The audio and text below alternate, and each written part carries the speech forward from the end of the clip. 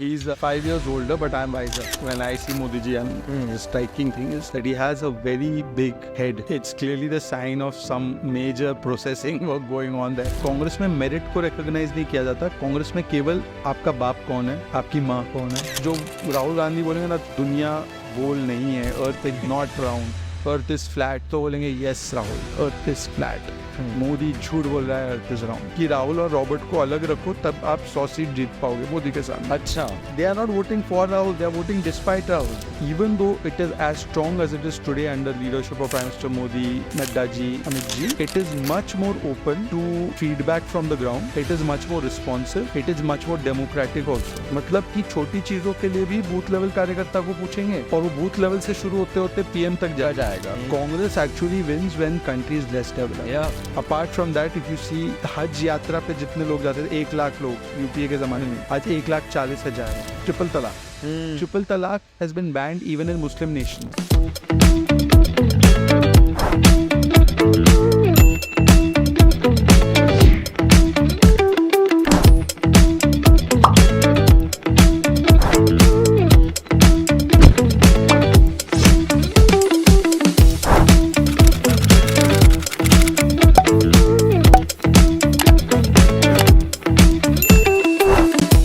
नमस्कार गाइस, अखिल कोठारी के पॉडकास्ट के एक और एपिसोड में आप सबका बहुत बहुत स्वागत है.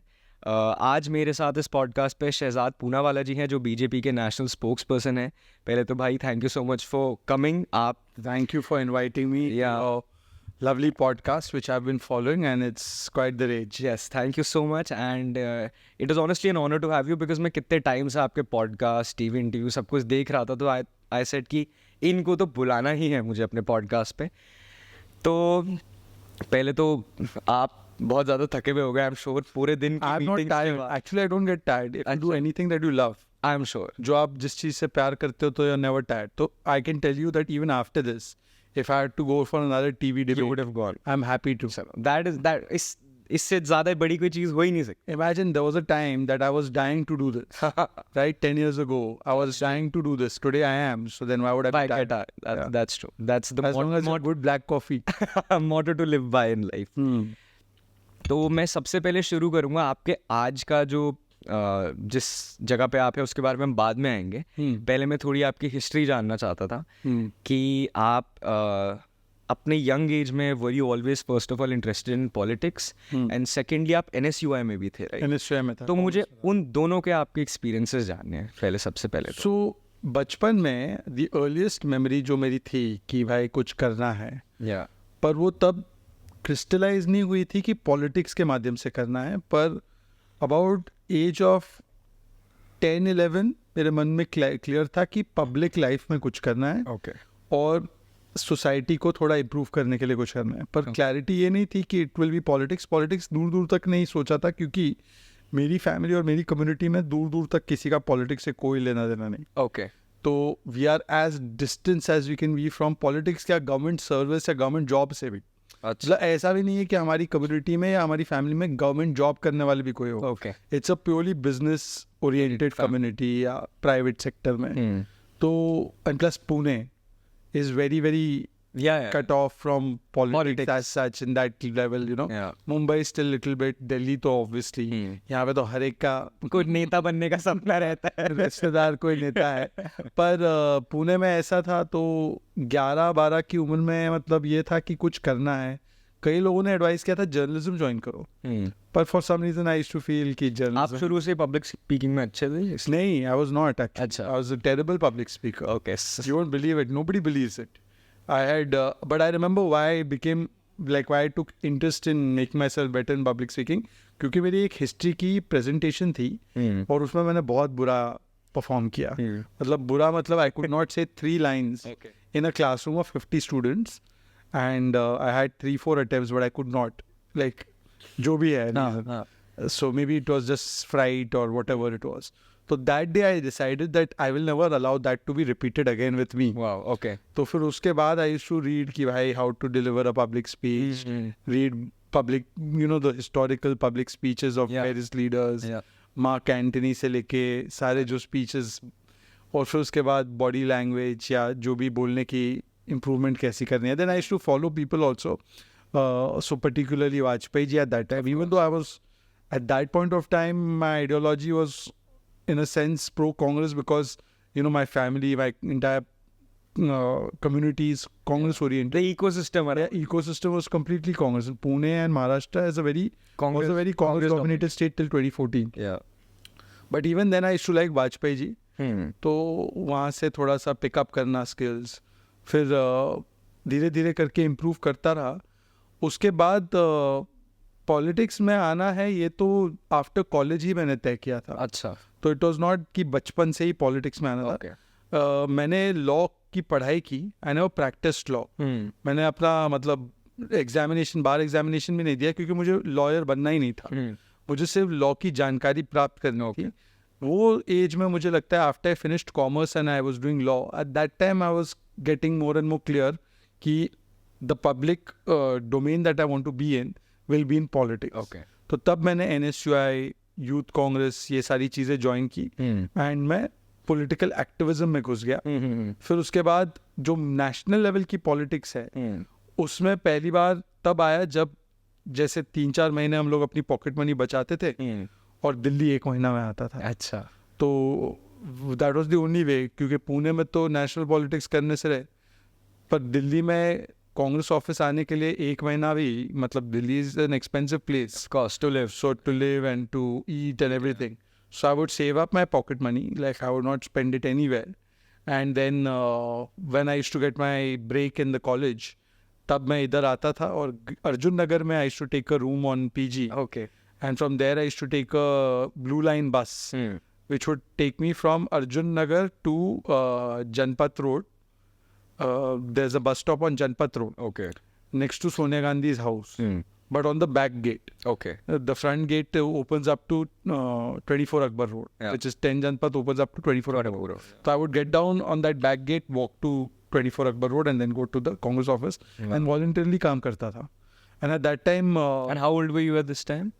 This would have been 20, 21. Oh, wow. Yeah. Young age. Very young age I started off. Thereafter I kept working for Congress. Then I became... the General Secretary of Maharashtra Congress, the state unit of Maharashtra Congress, which is not a bad thing at a young age. Of course. And then I had also worked as OSD to Rajiv Shukla, who's MP right now, but he was back then, he was a Minister of State for Parliamentary Affairs. How did you reach all these people who stand? There was no way, I mean, in the sense... Through and through, like I used to come to the Congress office. So people obviously realized or recognized कि भाई ये काम कर रहा है, वो भी मुफ्त में काम कर रहा है, पर अच्छा काम कर रहा है. That time also I used to have a sharp sense of media, news, political... so you always had the knowledge. Information, हाँ, कैसे इसको utilize करना है. Knowledge था और how to kind of use. उस समय पे भी social media इतना नहीं था, पर उस समय पे Facebook ज़्यादा था. हाँ जी. तो how to use Facebook or how to kind of devise new ways to communicate. At that time Congress की तो communication was very bad. Yeah. In that years from 2010 to 2014. Yeah. I mean, the Anna Andolan happened, India against corruption, etc. All of बहुत backlash हो रहा था. So at that time, every day was a big story against the government. So at that time, I used to kind of pitch in ideas which were helpful.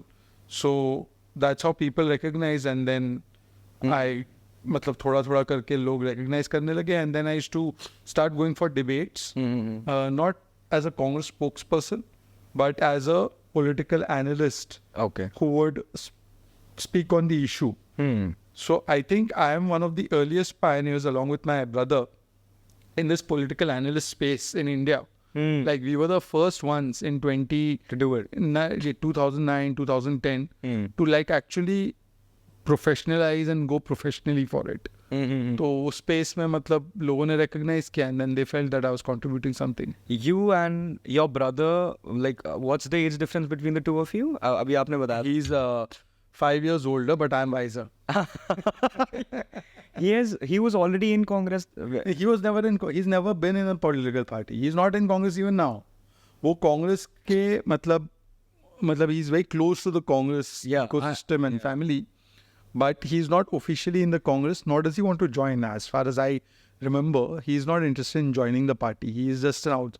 His life is too radical for it to be part of a political party, at least now. Yeah. He likes living the good life. Okay. Like, I mean, I always think that somebody who wears an expensive watch, like he wears or whatever he does, Yeah. so that is incompatible with. The political life that Political India, life in the way India, India sees yeah. politics. Yeah. But he has his own ways of thinking. So I think that that's why he's kept out of it.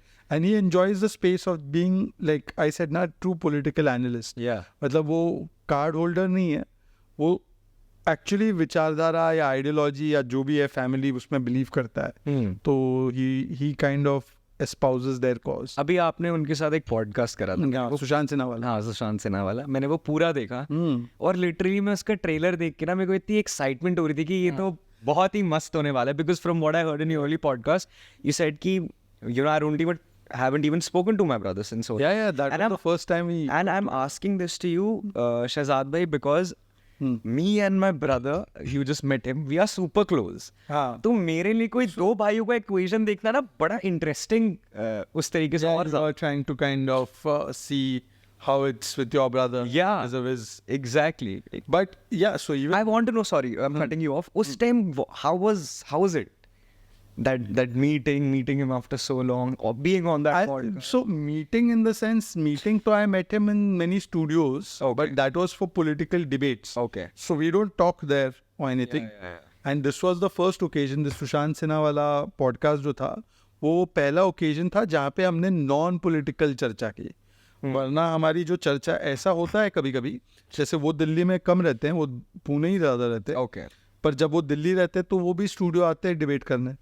और कभी कभी उसी debate में मैं भी रहता हूँ. मतलब मेरी तो पार्टी मुझे असाइन करती है, वो तो अपने मर्जी के मालिक है, वो तो जाना है जा सकते हैं. तो ऐसा कई बार हुआ है जहाँ पे Navika is close to both my brother and me. Okay. She is my neighbour because I still stay in South Ex two. Tahseen also used to stay in South Ex two, not any more, he stays in GK I think. तो नाविका के debates में she likes Tahseen quite a bit, तो she keeps calling him. और मैं रहता हूँ तो, और वो दोनों स्टूडियो में रहते हैं, तो वी मेट फिजिकली, ऐसे we met, but we don't talk otherwise.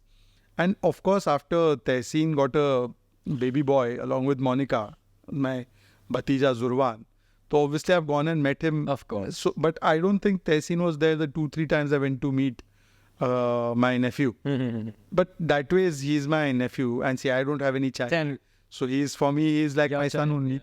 So that is there, but apart from that, हमारी लड़ाई झगड़ा चलता रहता है. But this was the first occasion where कुछ बैंटर था. 5 साल का बैगेज वो बैंटर में कन्वर्ट हो गया था. मतलब थोड़ा अच्छा. हाँ, when as a viewer when you It's unbelievable the number of people who've seen that podcast. because everyone's heard of you and your brother. We've seen you guys on the same panel and we giggle when you know you can see it in your faces also. Whom are you rooting for?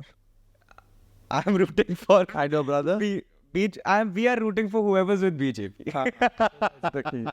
That's the case. But No, but honestly, you. I mean, I don't want to compare like that, but you are a knowledge bank. Like, ऐसा है कि I still feel, and I feel that I have like not even 1% of the knowledge that say a Sudhanshu Trivedi ji have. see, Sudhanshu Trivedi ji. So, you see, I get up and we interact on a daily basis. Yeah. He's in the party office. Yeah. So I don't have such illusions about myself like you have for me. No, that no, I have a knowledge bank.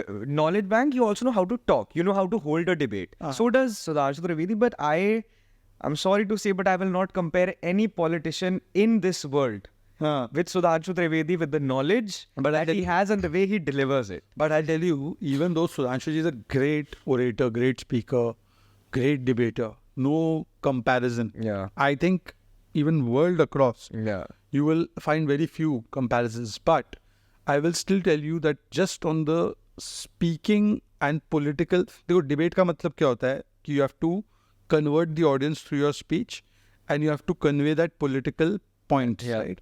In that, I still think, and I still, not because I'm from BJP ki Modi ji ki jai jaikar karni hai, but Modi ji, I feel, on a very objective basis, is a better speaker than even Sudhanshu Trivedi.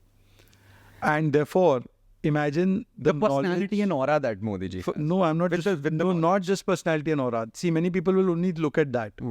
Actually, Modi ji's knowledge and the presence of mind, which Modi ji has, is much more. And मतलब माफ करे, पर सुधांशु जी मतलब ultimate हैं ही, पर उनसे भी ज्यादा, and I don't think he will mind. Modi ji मतलब हम उनके खड़ाओं को रख के बोल रहे हैं सारी बातें, सुधांशु जी को भी माइंड नहीं करेंगे वो कि Modi ji has even better presence of mind than Sudhanshu ji. तो सोचे मोदी जी किस लेवल पे ऑपरेट कर रहे हैं। आपने जो प्रेजेंस ऑफ माइंड की मतलब आईफोन 15 सुधांशु जी है तो प्रो मैक्स है वैसे अगर कंपैरिजन वही है ना, आजकल प्रो हाँ, 15 ही है ना मैक्स। वही आए थे। मैं तो आईफोन यूज ही नहीं करता, आई एम एंड्रॉइड। क्या आप बात कर हाँ हाँ हाँ, serious? Never used an iPhone, अच्छा। Never even used a Mac. Why? I don't know, I like to, I don't know, मेरे को लगता है कि बहुत ओवरप्राइस्ड है यार ये। ये तुम बोल रहे हो बस सच्ची में, सच्ची में। बट मोदी जी का ना मैंने बहुत सारे लोगों से सुना है, so many people have interacted with in BJP, सब यही कहते हैं कि यार आप उनको 7 साल पहले भी मिलोगे ना, चाहे 5 सेकंड के लिए बात हुई है, he will remember who you are and what you do. Have you seen Modi ji up close? I saw on the National Creators Award and on one of the summits. अभी कौन से नहीं, हाउ क्लोज वर यू, मतलब proximity कितनी? maybe 4 rows पीछे, 5 rows पीछे। If you get really close, like if you do get the occasion, you will. The one thing I feel when I see Modi ji, and the striking thing is that he has a very big head, Yeah. and it's clearly the sign of some major processing work going on there. You know they It's say the that about mind. people with big heads, right? Yeah, yeah. He has a huge forehead. Yeah. He has a huge head. I feel that if you even see his hands, they are quite long and large, which kind of, I mean, there is that अजन बाहु बोलते हैं उसको, क्या बोलते हैं, जिनके हाथ बड़े लंबे होते हैं। हाँ, पता नहीं बोलते क्या। हाँ, मैं कृष्ण समझ जी के हाथ जैसे थे, हाँ। कहा जाता है कि नीज तक जी आता मतलब ये नॉर्मली अगर रखे तो आई डोंट थिंक उतने लंबे हैं उनके हाथ, पर he has those, he is very creative also, and he has great presence of mind also, and his depth of knowledge is unbelievable. Yeah. Therefore, if you see, this man gives 3 or 4 speeches. He gives so many interviews, 30 interviews almost ho chuke Yeah, honge. बिल्कुल। But in every interview, There's something different. there is something different. Yeah. Even Sudhanshu ji or me, we will get repetitive after a point. Yeah. But not Modi ji. You just observe, you Yeah. will find he will not repeat this. Even if he's saying the same thing, Yeah. he will say it in such a way, and he'll say it in a different way to say Aaj Tak, and he'll say it in a different way to Times Now. Yeah. I'm just giving an example. Yeah. So the presence of mind. I'll give you one example of his presence of mind. So Modi ji is obviously meeting world leaders in G7. And then, you know, he had that whirlwind trip where he met American president, जहाँ पे autograph मांगा, Australian prime minister ने बोला you're the boss, वो वाली trip की बात कर रहा हूँ. And where Prime Minister James touched his feet. Now G7 की मीटिंग होती है, he's met all these world leaders, पूरी दुनिया की चर्चा करके he's landing back in Delhi. And when he's landing back in Delhi, it's about 3 or 4 in the morning. And when he's landed at 3 or 4 in the morning, there are Delhi कार्यकर्तास, Delhi BJP के कार्यकर्तास who come to receive him.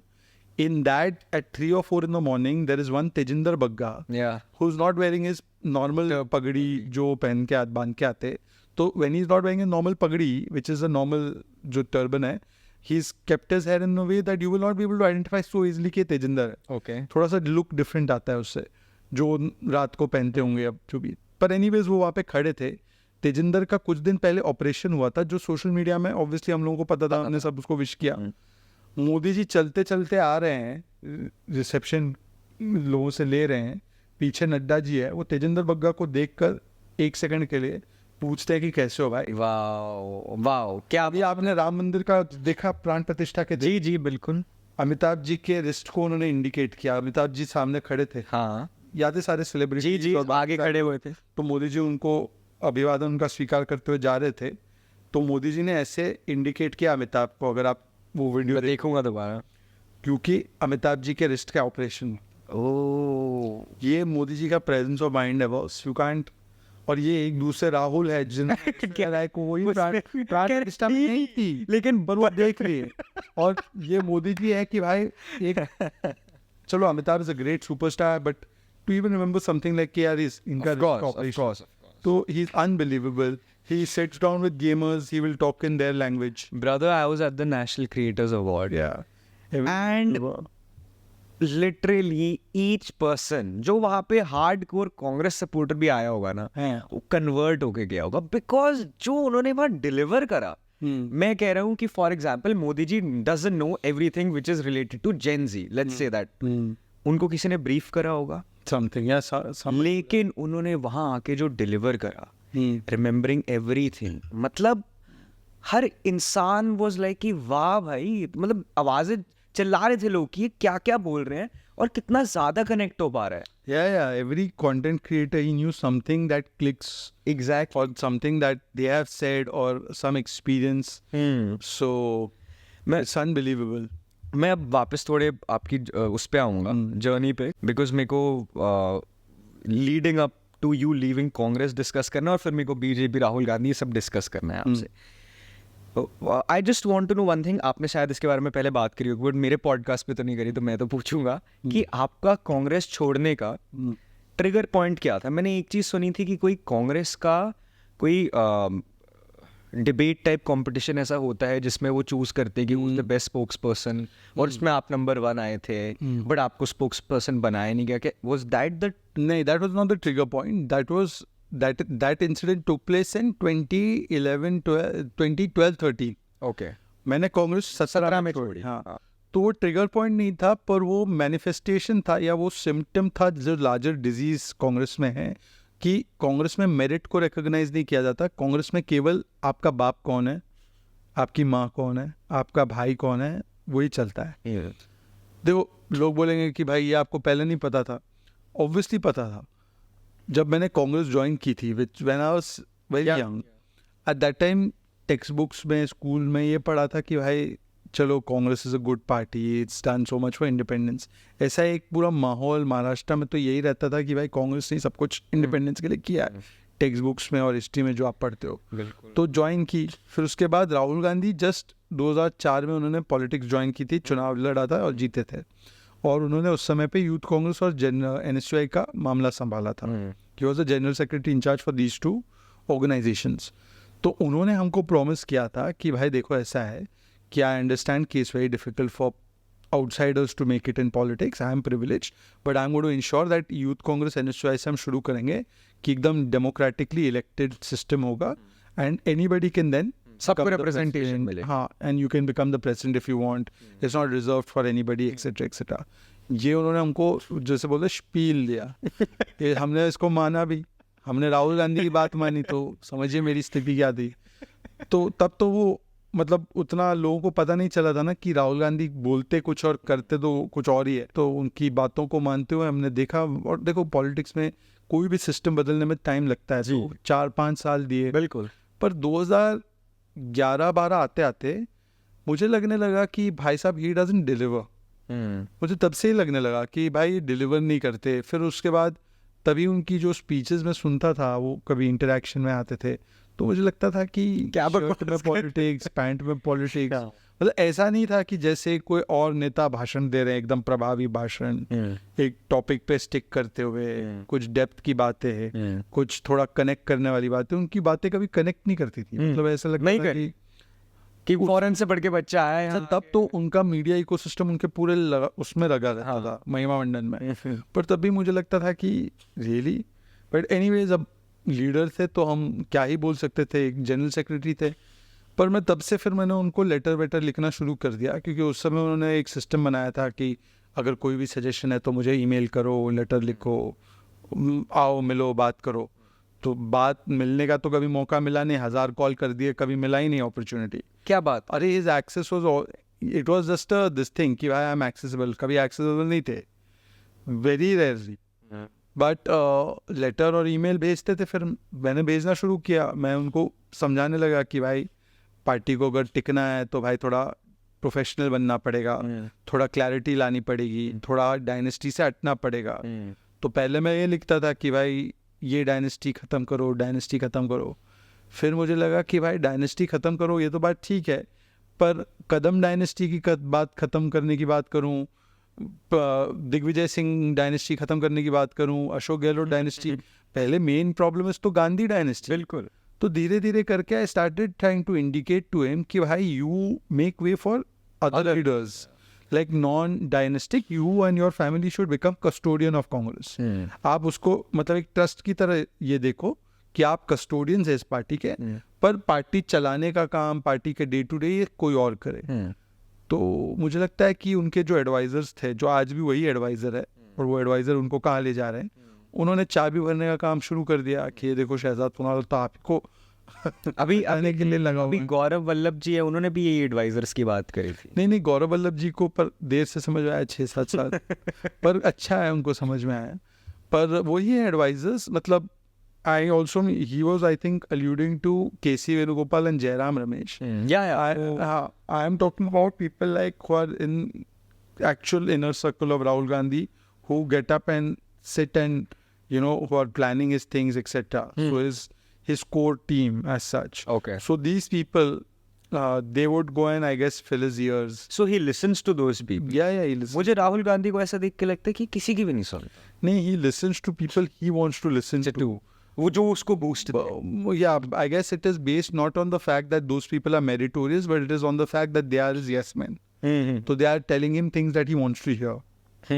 So that's why he listens to them, because they're telling him things जो उनको पसंद है.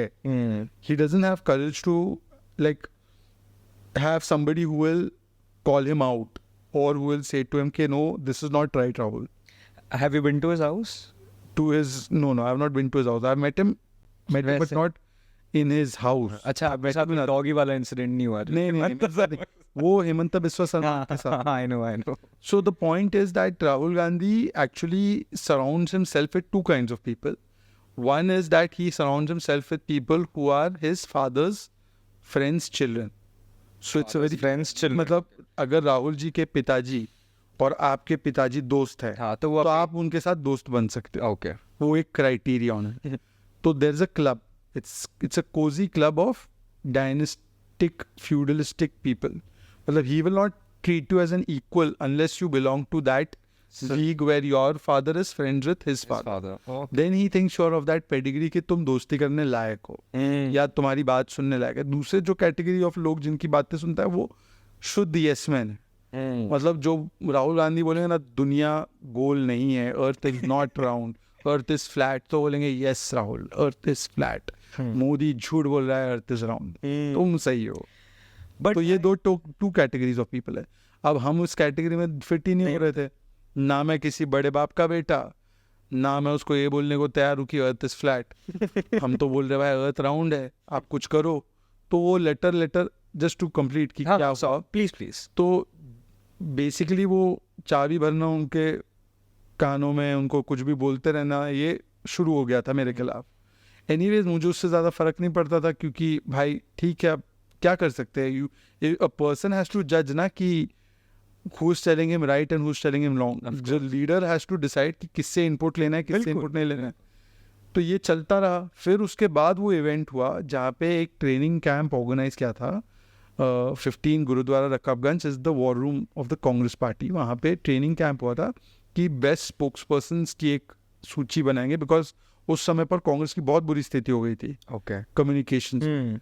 पर उसमें भी जब एक पैरामीटर से आया कि भाई Shehzad Poonawalla and others should be the spokes persons, बनाया इन्होंने रणदीप सुरजेवाला और वही अजय माकन टाइप के लोगों को जो फादर्स फ्रेंड्स। और उसके बाद भी मैंने कांग्रेस नहीं छोड़ी, 3-4 साल लगा रहा। But the tipping point was जब in 2017 they wanted to make him president, from vice president they wanted to make him president. फिर तो पता चल गया था कि 14 का चुनाव आप हारे, 17 आते आते आप 30 या 40 चुनाव राहुल गांधी ने हरवा दिए थे, उसके बाद इसको अध्यक्ष बना रहे हैं। तो भाई अब बचा क्या फिर। तो मैंने उनको एक लास्ट लेटर लिखा।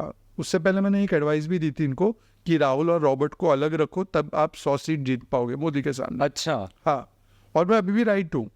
जब तक राहुल और रॉबर्ट जैसे लोग हैं कांग्रेस में, कांग्रेस की 100 सीट कभी नहीं आएगी और मोदी के सामने तो आएगी नहीं। तो मतलब मोदी के सामने 100 सीट लाना है, जीतना तो दूर की बात है, 100 सीट लाना है तो कम से कम इन दोनों को रखो बाहर। तो फिर ये सारी चीज़ें कल्मिनेट हुई। 2017 में मैंने फाइनल वो लेटर लिखा, उन्होंने लीक कर दिया मीडिया में। तो वो लीक किया, फिर उसके बाद वो पब्लिक पॉलिटिकल इशू बन गया। उसको फिर मोदी जी ने वहीं से बोला। फिर राहुल गांधी और कांग्रेस पार्टी को लगा कि भाई ये पार्टी का और देश का गद्दार है, और ये जो लोग आजकल ज्वाइन कर रहे हैं वो लोग भी उनके साथ गद्दार बोलते थे। पर चलिए, कुछ लोग तो समझ में आ गया उनको कि मैं जो बोल रहा था वो सही था, मैं विंडिकेट हुआ।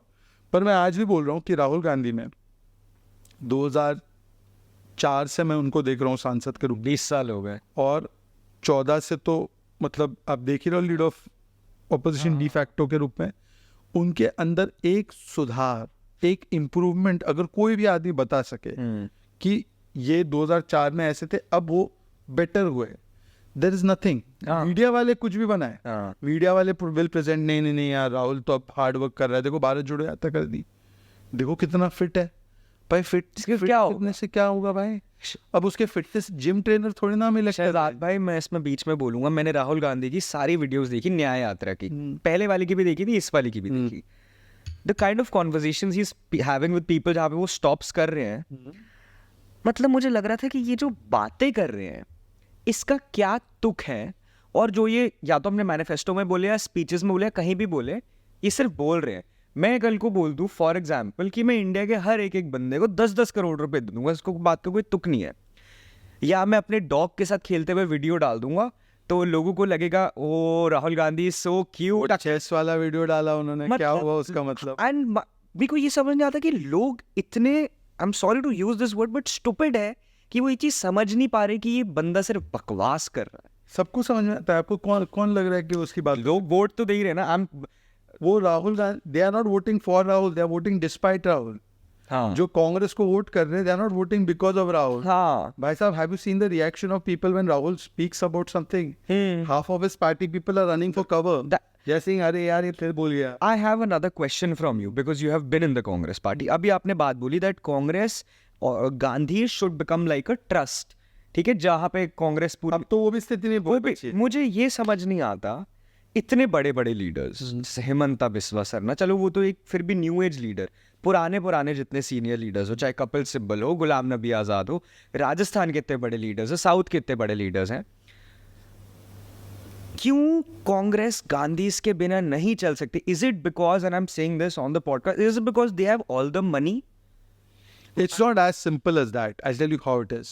The Congress party, especially during Indira Gandhi days, when the Congress became very powerful, etc., after Nehru, then Indira ji, what Indira ji did was that she made the Congress bankrupt of any meaningful regional leaders. Okay. And all the leaders became basically handmaidens and puppets of the Gandhi family. And now what the Congress party did slowly with Sonia Gandhi, Rajiv Gandhi, Sonia Gandhi, Rahul Gandhi continue to do is that they made the Congress from a party to not just a private sector enterprise, because you know private sector enterprise or a private family concern has some amount of professionalism. They made it into a Kabila system, complete Kabila system, wherein what they've done is that they have established themselves and then they have given from their patronage, little patronage to each set of families in every state.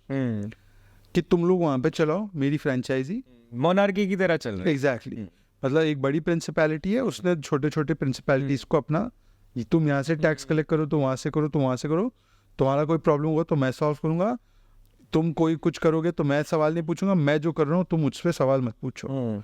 तो ये उन्होंने एक structure ऐसे ही बनाया हुआ है, इसीलिए there is no accountability in Congress, zero accountability. The first principle of Congress is zero accountability.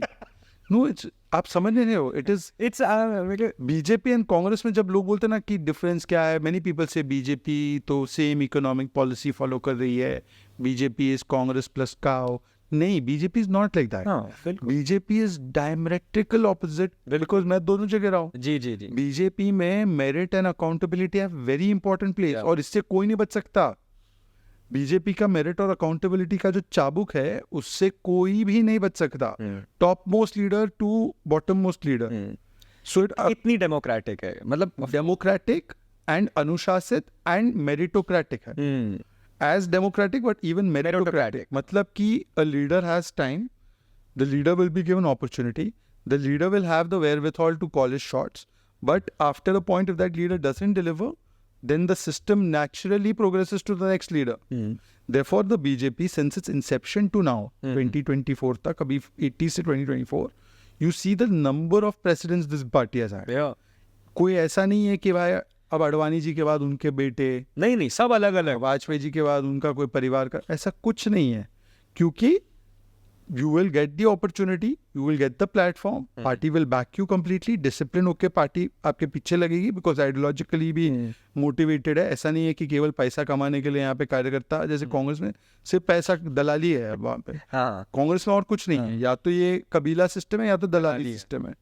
BJP में क्योंकि आप भी खुद थोड़ा एक्सपीरियंस किए हो, तो एक तो यहाँ पे आइडियोलॉजिकल लोग आते हैं, आइडियोलॉजी के साथ स्ट्रॉन्ग आइडियोलॉजी के साथ आते हैं. जैसे मोदी जी भी आइडियोलॉजिकली आते हैं, पर ऐसा नहीं कि हर आदमी जो है आरएसएस से आता है. नहीं, ऐसा नहीं. पर जो नहीं भी आते हैं वो डिसिप्लिन सिस्टम में आते हैं, पर दे नो वेरी वेल कि अकाउंटेबिलिटी का बड़ा चाबुक है यहाँ पे. मतलब आपको जगह दी, आप परफॉर्म नहीं कर रहे हो, आगे बढ़ो. बेसिक्स बहुत स्ट्रांग है यहाँ, बहुत स्ट्रांग है. बिल्कुल. तो इसीलिए यहाँ पे नंबर ऑफ प्रेसिडेंट्स हुए, वहाँ पे आप देखो एक ही परिवार में अटके हुए हैं. तो ये दोनों में स्ट्रक्चरल डिफरेंसेस बहुत है बीजेपी और कांग्रेस में. And BJP, even though it is as strong as it is today under leadership of Prime Minister Modi, Nadda ji, Amit ji, it is much more open to feedback from the ground. Yeah. It is much more responsive.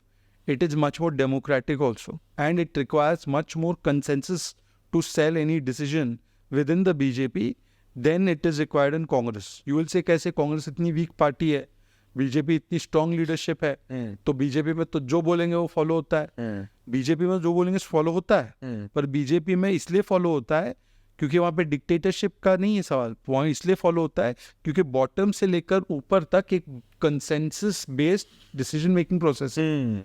मतलब कि छोटी चीजों के लिए भी booth level कार्यकर्ता को पूछेंगे, और वो बूथ लेवल से शुरू होते होते पीएम तक जाएगा. बिल्कुल. वोटिंग भी देखेंगे तो पन्ना प्रमुख में तो पन्ना, नड्डा जी भी एक पन्ना संभालते हैं, अमित जी भी एक पन्ना संभालते हैं. तो सबका दायित्व सेम है. सब है कार्यकर्ता. कुछ कार्यकर्ता आगे बढ़ गए, कुछ कार्यकर्ता अभी बूथ पे है, कुछ लोग आगे बढ़ेंगे. तो इस प्रकार से तो ये एक सिस्टम डिफरेंट है. But Congress is less tolerant and less democratic. वहां पे तो 3 लोग है, एक कैबिनेट, एक किचन में बैठते होंगे पास्ता वास्ता खाने के लिए, और उसी में निर्णय ले लिया, today you will contest from Amethi. No madam, I can't contest, I will contest from Raebareli. No, you contest from Amethi. तो ऐसे भी हो सकता है, मुझे नहीं पता. I am just assuming. ये भी रूमर्स आ रहे थे कि रॉबर्ट वाड्रा को अमेठी से लड़वा रहे हैं. मतलब ये रूमर्स नहीं थे, वो तो उनकी इच्छा है, पता नहीं क्या है. पर at least he showed more guts than Rahul Gandhi. वो 12 समर्थक लेके पहुंचे एक ट्रैक्टर में. पर राहुल जी तो नहीं पहुंच पाए. राहुल जी तो वायनाड से कूद के वायनाड. ये तो बड़ी शर्मनाक बात थी जो उन्होंने करा. वायनाड में इलेक्शन हुआ, फिर यहाँ अनाउंस करा. मतलब तो वायनाड की जनता के साथ धोखा है. उन्होंने वायनाड की जनता को बताना चाहिए कि मैं दूसरी सीट से भी लड़ूंगा, और सीट लड़ के अमेठी से क्यों नहीं लड़ रहे भाई. वहां पे तो आपने जब पहला दूसरा चुनाव था तब बोला था ना, ये तो डीप रिलेशनशिप है मेरे परिवार का है, तो भाई वहां पे मैनेजर को लड़वा दिया. अच्छा, जब केएल शर्मा का नाम अनाउंस हुआ तो इतनी हास्यास्पद बात है, मीडिया वाले गए उनको सुबह 7:30-8 बजे की केएल जी आपको टिकट दे दिया कांग्रेस ने. उनको पता ही नहीं था. तो नहीं, मेरा नाम कहाँ है, मेरा नाम नहीं, लिस्ट जारी हो गई, केएल जी देखिए आपका नाम है, ऑफिशियल लिस्ट है. तो बोला अच्छा मुझे कंफर्म करना दो. ये तो इनकी स्थिति है भाई. उनको तो पता ही नहीं था वो टिकट उनको मिलने वाला है. तो क्या लड़ेंगे. उनको तो मन में उनके, मतलब वो जो लुक था ना, तो वो look basically that look was saying कि भाई मुझे क्यों फंसा, मेरी फट रही है, मेरे को क्यों फंसा. हाँ, मतलब मैं तो वो शब्द इस्तेमाल नहीं करूंगा, पर हाँ, मुझे क्यों फंसा दिया, वैसे वाला लुक था उनके चेहरे पे. और फिर ये जो है रायबरेली भागे, और रायबरेली से भी उनकी कोई स्थिति अच्छी नहीं होने वाली. वो वहां से हारने वाले, वो रायबरेली से हारने वाले हैं. बिल्कुल भाई. मैं अगले उस पे आऊंगा. आपने अपने इंस्टाग्राम के बायो में लिखा है, my religion is Islam, culture is Hindu and ideology is Indian. जय हिंद. ये देख के बहुत अच्छा लगता है जब ऐसी बात लिखी जाती है. बीइंग पहली चीज तो I don't even think people know that you are a Muslim. बहुत सारे लोगों को लगता है पारसी हो. मैंने क्वाइट कंफ्यूजिंग. या being the national spokesperson of BJP and a Muslim face, do you get a lot of backlash from hardline Muslims on social media, or when you meet them, do they have anything? You get backlash from people who are uninformed and unaware. Okay, so those who are uninformed and unaware will give you backlash for anything, even if it is for their good.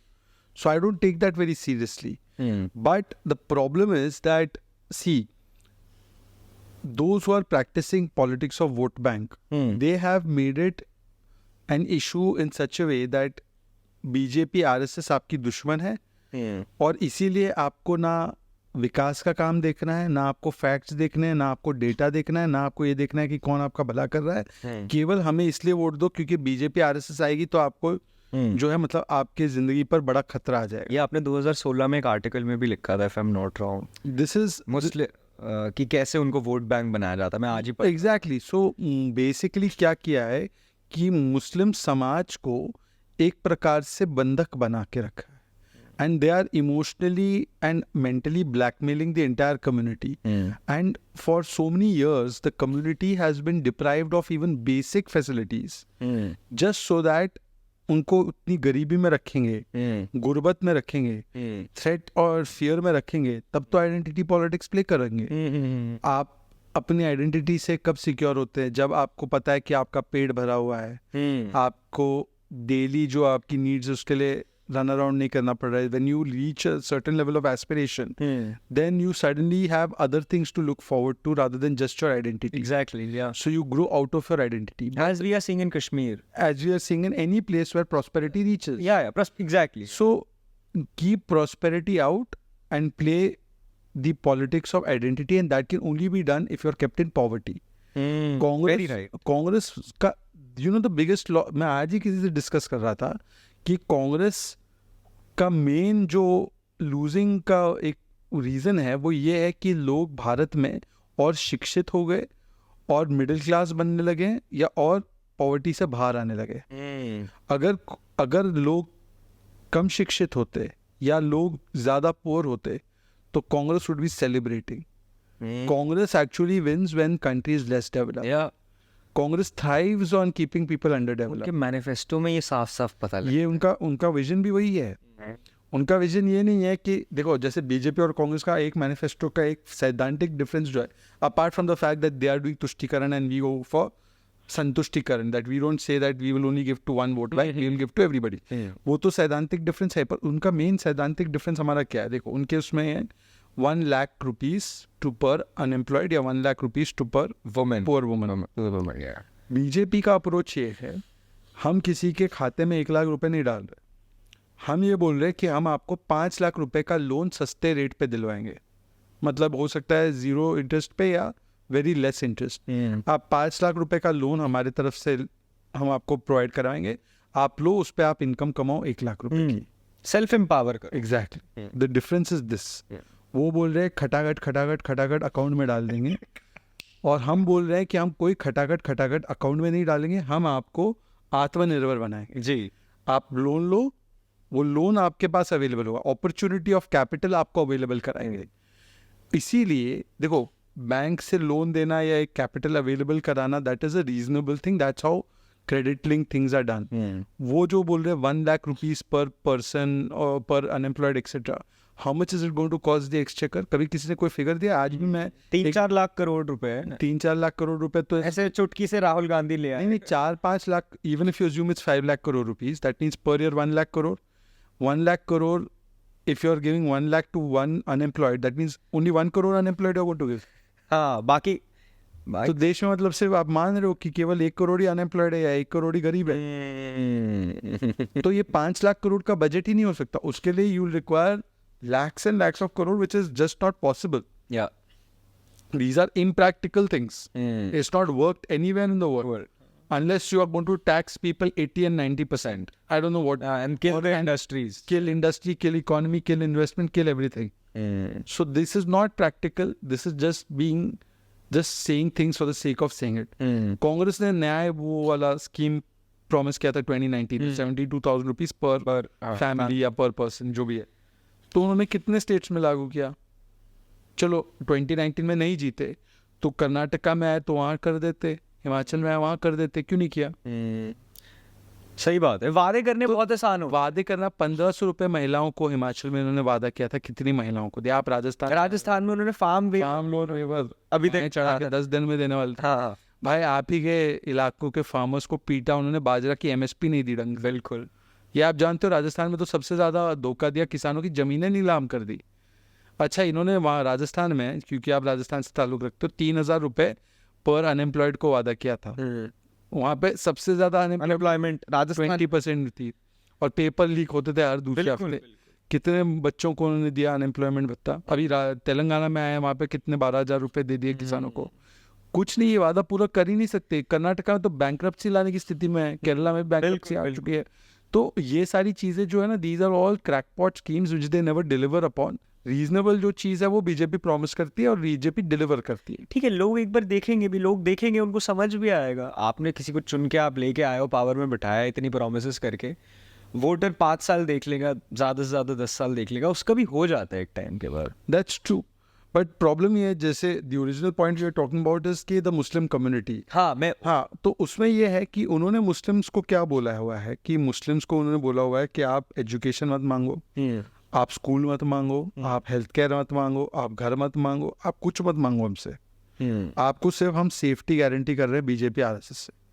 वो भी ये है, BJP RSS is a code word. Basically वो larger मुस्लिम समाज को ये बोलना चाह रहे हैं कि हिंदू आपको मारने आ रहे हैं। भाई ये this is the main. BJP RSS is just a dog whistle. बिल्कुल। When they say कि RSS आ रही है, they don't mean RSS.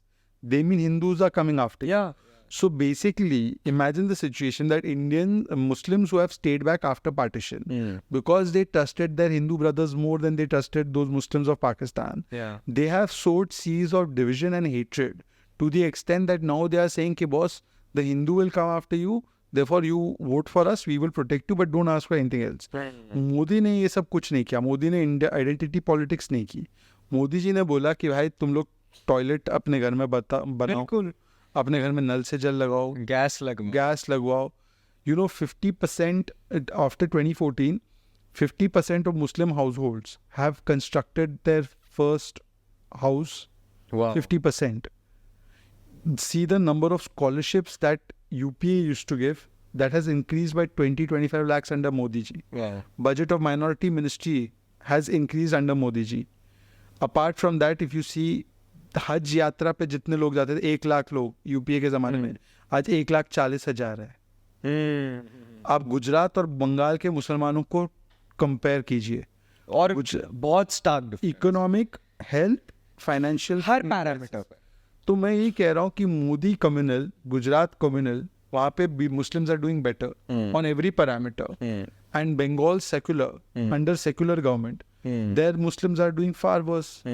And the big riots that took place in this country, Hindu-Muslim riots, where Muslims died, Bhagalpur, Hashimpura, Meerut, Malyana, Nelli, Jalgaon, Mumbai, all of them took place under Congress watch. Yeah. Where is the big riot that took place under Modi's watch?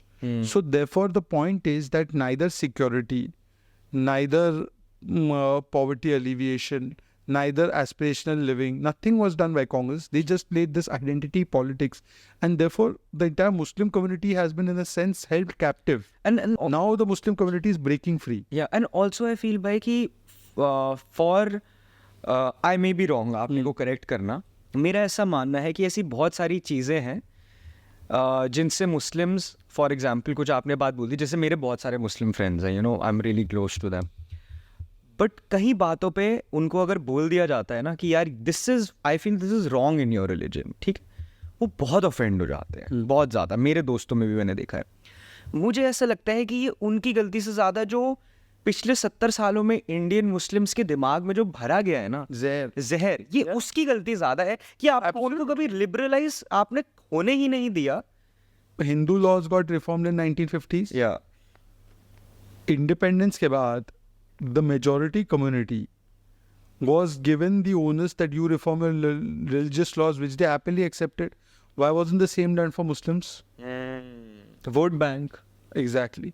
In fact, the occasion when came through the Supreme Court कि शाह बानू का judgment आया, तो उसको आप लागू करवाते supreme court के माध्यम से आ गया था, तो it was not even a political risk for you. Instead of that, you went the entire other direction and said कि no, we will apply Sharia. And even today in their manifesto in the Congress, they talk about personal laws, which means triple talaq. Triple talaq has been banned even in Muslim nations. Yeah. But in India, they want to have triple talaq for Muslims. UCC, Uniform Civil Code, Constitution में आया 50s में, 40s, 50s, बिल्कुल। तब मुस्लिम ने तो oppose नहीं किया, अब Muslims have spoken for it. Yes Goa में लागू हुआ, कांग्रेस ने करवाया। आज यूसीसी के खिलाफ भड़काने के लिए बोलते हैं कि यूसीसी इज अगेंस्ट मुस्लिम्स। अच्छा, यूनिफॉर्म सिविल कोड है, क्रिमिनल कोड तो यूनिफॉर्म ही है ना, तो Muslims don't have a problem with that. Obviously, they won't have a problem with that. course. Who wants Sharia law in crime? So when they were okay, anyways, they've given up on their Sharia. So then why are you giving them bits and pieces? नहीं, भड़का रहे हैं वो। भड़का वो अब उनको ये महसूस करवा रहे हैं कि भाई ऐसा है, 3 तलाक चला गया तो आपका धर्म जो है खतरे में आ जाएगा। हिजाब चला गया तो हिजाब भी ऐसा नहीं कि हिजाब नहीं पहन सकते, हिजाब जहाँ पहनना है पहनो भाई, पर you can't wear it inside a classroom, which is the Supreme Court or High Court judgment. But to make that an issue and then to tell कि भाई ये चला जाएगा तो आपका धर्म चला जाएगा, ऐसा नहीं है। This thing has been poisoned and the Congress does it even now. The Congress has done it in their manifesto. So I always say, I have said this to Kushal Mehra, that the most Islamophobic, the most anti-Muslim, Muslim hating अगर कोई organization is the Congress. It's not BJP. BJP is actually मुसलमानों का best friend है. If Muslims realize this, Muslim community में 50% women है, 3 तलाक हटाया किसने? बीजेपी ने। तो ये मुस्लिमों की पार्टी है ना, तो मुस्लिमों की पार्टी ने मुस्लिम महिलाओं की कभी नहीं सोची। मुस्लिमों में कौन सिर्फ कट्टरपंथी आते क्या? यही मैं कह रहा तो हूँ, वही मैं कह रहा बना दिया गया है ऐसा। यही सारी problem. Muslims are now realizing this. They have got tired of Congress. They have got sick and tired of the kind of politics they play. इसलिए they went to many of these Muslims went to regional parties. But now, when the Congress is seeing that उनके पास कुछ बचा नहीं है इस election में, तो कुछ ही नहीं बचा, तो they have adopted 2-pronged strategy. One strategy is कि हिंदू सोसाइटी को डिवाइड करो, हिंदू सोसाइटी में विभाजन करो। अब तो विभाजन के तरीके ऐसे हो गए हैं कि इवन ऑन स्किन कलर बात बताओ, मतलब क्या? अंकल स्कैम बोलते हैं, uncle Sam scam and Sam same thing. And secondly, एक तो हिंदुओं को डिवाइड करो और दूसरा मुसलमानों को यूनाइट करने के लिए they are going all out, vote जिहाद। ये जो MY की पॉलिटिक्स करते हैं मुस्लिम यादव की, इन्होंने तो यादव को भी पीछे कर दिया। व्हेन लालू प्रसाद यादव सेड कि पूरा मुस्लिम को आरक्षण मिलना चाहिए out of the OBC SC ST quota, that means they don't even care for any other vote bank anymore. Now they are saying purely Muslim vote bank पे focus करो। For that राम मंदिर बेकार है बोलना, डिवाइड एंड रूल। ये जो statements है, राम मंदिर बेकार है, राम बनाम शिव करेंगे, राम मंदिर का शुद्धिकरण करो, राम मंदिर पे कांस्टेंट अटैक्स, ये क्यों है? वायनाड में क्या है डेमोग्राफी? वायनाड कांग्रेस के झंडे क्यों छिप गए, मुस्लिम लीग के झंडे क्यों आ गए? राहुल गांधी ने ऑन रिकॉर्ड बोला है मुस्लिम लीग सेक्युलर है। ये कौन सी पॉलिटिक्स प्रैक्टिस कर रहे हैं? The practicing of this politics is basically now they are getting into extreme polarizing politics for Muslim community, because they can see that maybe in this election only the Muslims themselves will abandon the Congress. Muslims are saying हमारा पीछा छोड़ो, and Muslim women are anyways supporting Modi ji. So therefore, seeing this, they are trying to divide Hindu society and they are trying to polarize Muslim community with never seen before kind of rhetoric. चलो, I hope लोग पढ़े ज़्यादा ताकि उनको ये चीज़ें समझ आए। मैं एक ही बात बोलूँगा सबको। एंड देखो, पढ़ने की बात तो एक है, पर they have to realise what is good for them, what is bad for them. I just say 1 or 2 examples अगर मैं दूं उनको, कि राहुल गांधी और मोदी जी के बीच में आप सिर्फ इतना पूछो कि राहुल गांधी के पास 50-60 साल तक उसके परिवार के पास पावर थी। मुसलमान सिर्फ इतना पूछे कि उसके घर में आज टॉयलेट बना है तो टॉयलेट किसने बना? वो टॉयलेट जब बना तो शिल्पा और सुल्ताना दोनों के घर में बना। बिल्कुल। राशन 80 करोड़ लोगों को मिला। एक इंस्टेंस जहाँ पे राशन मुसलमान को अब्दुल होने के लिए नहीं मिला हो, मोहम्मद होने के लिए ना मिला हो, पक्के आवास 3.5 करोड़ 4 करोड़ आवास बने तो आज मुसलमान का घर भी बना है। बिल्कुल। बैंक अकाउंट खोले, उनका अकाउंट, बिल्कुल, मुद्रा लोन मिले, जनधन अकाउंट, जो भी है, आयुष्मान भारत कार्ड बटे, तो गरीब होने की वजह से उनको इसका फायदा मिला ही है। पर दूसरी ओर वो लोग हैं जो आपको केवल गरीब ही रखना चाहते हैं और वो आपके लिए कुछ करते नहीं है, पर केवल आपको भड़काने के लिए इमोशनल इश्यूज पे। 370 का मुस्लिम से क्या लेना देना है भाई? मुस्लिमों की तो जिंदगी अब बेहतर हुई ना जम्मू कश्मीर में। अब कोई बोल सकता है बड़ा है तो मुस्लिमों की तो जिंदगी बेहतर हुई है। They will only pick up the emotional issue. CA, ये इशू है सीए, जिसका मुस्लिम से कोई लेना देना नहीं है। सीए तो महात्मा गांधी बोल के गए। बिल्कुल। 370 CA UCC, UCC, इसके अलावा कभी राहुल गांधी के मुंह से आपने ये बात सुनी है कि ऐसा है कि हम चाहते हैं कि सबके घर में टॉयलेट बने, नहीं या हम चाहते हैं कि सबका पक्का घर बने? ये कभी राहुल गांधी की भाषा है? नहीं। भाषा भी अगर है तो ये बोलते हैं कि मैं इधर से छीन के आपको दे दूंगा। वो नेगेटिव सोच है, वो पता है, क्योंकि वो हो नहीं सकता, कर नहीं सकते, वो केवल एक romanticised jam like Robin Hood. Utopian society, it's not how the world works. Exactly, नहीं यूटोपियन सोसाइटी भी नहीं है ये basically just to kind of give a fake dream, Fake promise. Utopian भी नहीं है, यूटोपियन, नहीं, हाँ, ये मिराज है। ये फेक प्रॉमिस। तो एग्जैक्टली, तो ये फेक प्रॉमिस करके ये चाहते हैं कि मुसलमानों को जो है भड़काए। भ्रमित करे, पर मुसलमान भी शायद मुझे लगता है इस बार इस मूड में नहीं। समझेंगे। भाई मेरा लास्ट क्वेश्चन आपसे रहेगा, अभी आप बीजेपी के नेशनल स्पोक्स पर्सन हैं, बहुत सारे, अगेन मैंने बीजेपी लीडर से बात करी, सब ये कहते हैं जब उनसे मैं ये क्वेश्चन पूछता हूँ कि भाई हम तो कार्यकर्ता है, जो पार्टी रोल देगी हम कर देंगे, बट आप इलेक्शंस लड़ना चाहते हैं? ऐसा मुझे कोई इलेक्शन, एक्चुअली मैं पॉलिटिक्स में मुझे लगता है कि केवल इलेक्शन लड़ना ही पॉलिटिक्स नहीं नहीं नहीं, मैं ऐसा बिल्कुल नहीं कह रहा हूँ। और हर तरीके की पॉलिटिक्स होती है, बट अब मुझे हमेशा से, मतलब ये मेरा अच्छा नसीब मानो या जो भी मानो, मुझे हमेशा से ऑर्गेनाइजेशन में पॉलिटिक्स करनी होती है। ओके, और जो ऑर्गेनाइजेशन की जो जिम्मेदारी मुझे चाहिए थी कि मीडिया, नैरेटिव, कम्युनिकेशन, वही मिला आप। वही मुझे, मतलब आई एम वेरी फॉर्चुनेट कि बीजेपी ने रिकॉग्नाइज करते हुए दिया। बिल्कुल। तो for me this is already, I am at the level that I was wanting to be maybe 10 years from now. Wow. तो I have already got it. तो anyways, but party अगर कोई जिम्मेदारी देती है तो वो देंगे, वो निभाएंगे पूरी तरह से, अगर उनको लगता है कि कोई और कार्य में आपको लगना है या कुछ और करना है। पर ऐसा नहीं है कि my sole aim of being in BJP और in politics election is to contest an election, because I think that election is good. People who fight elections or contest elections, I have great respect for them.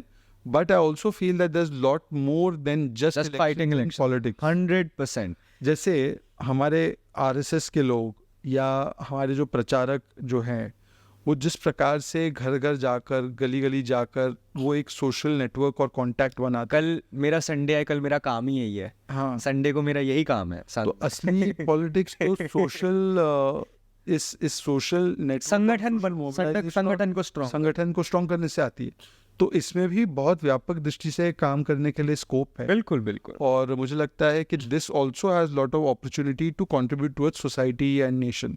तो बिल्कुल, just केवल लोकसभा नहीं, मैं तो generally पूछ रहा था कि आपको कभी लड़ना है या नहीं लड़ना है।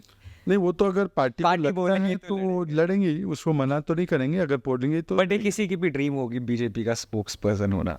I think it is the best thing, it is the most, आप वर्ल्ड लार्जेस्ट पॉलिटिकल पार्टी के नेशनल स्पोक्स पर्सन है। It is a dream job है। हाँ, चलो शहजाद भाई, थैंक यू। इस पॉडकास्ट को यहाँ खत्म करते हैं। आपसे बात करके बहुत अच्छा लगा, आपने बहुत अच्छे से ऑनेस्टली, फ्रैंकली सारी बातें करी। Thank you so much. I think हम आपके साथ आगे और भी पॉडकास्ट करते रहेंगे। Looking forward to it and best of luck for the future, whatever that holds. Thank you. And please सब लोग ये एपिसोड को पूरा देखें। और शहजाद भाई, thank you again for coming. आप इतने लेट तक, 12 बज गए हैं, आप अभी भी रुके हुए हैं, आपका इतना काम चलता है, इलेक्शन चल रहे हैं। So thank you so much. Thank you so much. Thank you. जय हिंद, जय भारत। जय हिंद।